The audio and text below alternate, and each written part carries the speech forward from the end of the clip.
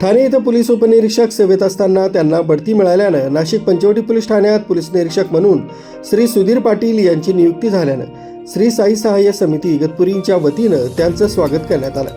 ठाणे येथे बदली होण्यापूर्वीच ते इगतपुरी रेल्वे लोहमार्ग पोलीस ठाण्यात सेवेत होते।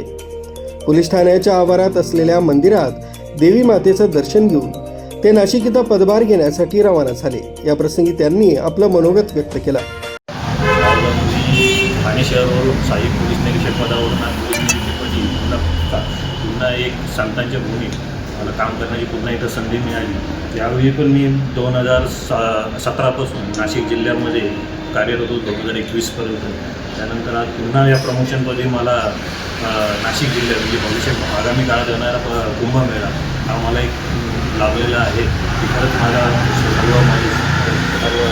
याची साईबाबा तसेच देवी माता आपली बघितली सप्तशृंगी माता यांच्या सर्वांचे आशीर्वाद माझ्या असे पाठीशी राहून राजू देवळेकर, न्यूज 7 मराठी, इगतपुरी।